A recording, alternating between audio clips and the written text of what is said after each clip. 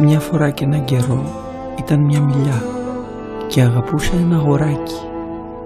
Και κάθε μέρα το αγοράκι πήγαινε και μάζευε τα φύλλα της και τα έπλεκε στεφάνι και έπαιζε το βασιλιά του δάσους. Σκαρφάλωνε στον κορμό της και έκανε κούνια στα κλαδιά της και έτρωγε μήλα. Παίζανε και κρυφτό και όταν το αγόρι κουραζόταν αποκοιμιόταν στον ίσκιο της. Και το αγόρι αγαπούσε τη Μιλιά πάρα πολύ και η Μιλιά ήταν ευτυχισμένη. Μα πέρασαν τα χρόνια και το αγόρι μεγάλωσε και πολλές φορές η Μιλιά έμενε μονάχη.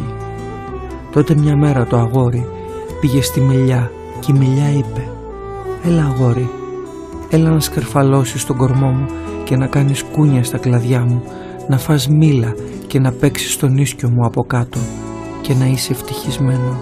«Είμαι μεγάλος πια για να σκαρφαλώνω και να παίζω», είπε το αγόρι. «Θέλω να αγοράσω πράγματα και να καλοπεράσω. Θέλω λεφτά. Μπορείς να μου δώσεις λεφτά?» «Λυπάμαι», είπε η Μιλιά, «μα εγώ δεν έχω λεφτά. Έχω μονάχα φύλλα και μήλα. Πάρε τα μήλα μου, αγόρι, και πούλησέ τα στην πόλη. Έτσι θα έχεις λεφτά και θα είσαι ευτυχισμένο». Και τότε το αγόρι σκαρφάλωσε στη Μιλιά, μάζεψε τα μήλα της και τα πήρε μαζί του. Και η Μιλιά ήταν ευτυχισμένη. Μα το αγόρι έκανε πολύ καιρό να ξαναφανεί και η Μιλιά ήταν λυπημένη. Ώσπου μια μέρα το αγόρι ξαναγύρισε και η Μιλιά τρεμούλιασε από τη χαρά της και είπε «Έλα αγόρι, έλα να σκαρφαλώσεις τον κορμό μου και να κάνεις κούνια στα κλαδιά μου και να είσαι ευτυχισμένο». «Δεν έχω πια χρόνο να σκαρφαλώνω», είπε το αγόρι. «Θέλω ένα σπίτι που να μου δίνει ζεστασιά», είπε. «Θέλω γυναίκα και παιδιά και γι' αυτό χρειάζομαι ένα σπίτι. Μπορείς να μου δώσεις ένα σπίτι?» «Εγώ δεν έχω σπίτι», είπε η Μιλιά. «Σπίτι μου είναι το δάσος. Μα μπορείς να κόψεις τα κλαδιά μου και να χτίσεις ένα σπίτι. Τότε θα είσαι ευτυχισμένο». Κι έτσι το αγόρι έκοψε τα κλαδιά της και τα πήρε μαζί του για να χτίσει το σπίτι του. Και η Μιλιά ήταν ευτυχισμένη. Μα το αγόρι έκανε πολύ καιρό να ξαναφανεί και όταν γύρισε η Μιλιά πια ήταν τόσο ευτυχισμένη που ούτε να μιλήσει καλά δεν μπορούσε. «Έλα αγόρι», ψιθύρισε, «έλα να παίξεις». «Είμαι πια πολύ γέρος και πολύ λυπημένος για να παίξω», είπε το αγόρι. «Θέλω μια βάρκα να μου πάει μακριά. Μπορείς να μου δώσεις μια βάρκα?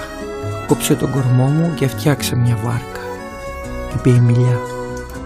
«Έτσι θα μπορέσεις να φύγεις μακριά και να είσαι ευτυχισμένο». Και τότε το αγόρι έκοψε τον κορμό της και φτιάξε μια βάρκα και φύγε μακριά. Και η Μιλιά ήταν ευτυχισμένη, μα όχι πραγματικά. Και ύστερα από πολύ καιρό το αγόρι ξαναγύρισε. «Λυπάμαι αγόρι», είπε η Μιλιά, «μα δεν μου απέμεινε τίποτα πια για να σου δώσω. Δεν έχω μήλα. Τα δόντια μου δεν είναι πια για μήλα», είπε το αγόρι. «Δεν έχω κλαδιά», είπε η Μιλιά, «δεν μπορείς να κάνεις κούνια». «Είμαι πολύ γέρος πια για να κάνω κούνια», είπε το αγόρι. «Δεν έχω κορμό», είπε η Μιλιά, «δεν μπορείς να σκαρφαλώσεις». «Είμαι πολύ κουρασμένος πια για να σκαρφαλώνω», είπε το αγόρι. «Λυπάμαι», αναστέναξε η Μιλιά, «μακάρι να μπορούσα να σου δώσω κάτι, μα δεν μου απέμεινε τίποτα πια.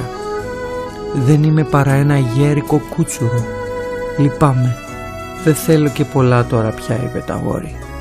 «Μονάχα ένα ήσυχο μέρος να κάτσω και να ξαποστάσω.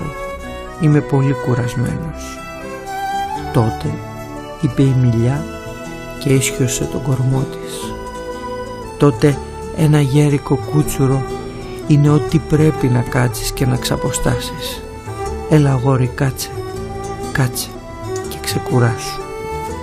Και το αγόρι έκατσε και ξεκουράστηκε και η Μιλιά ήταν ευτυχισμένη.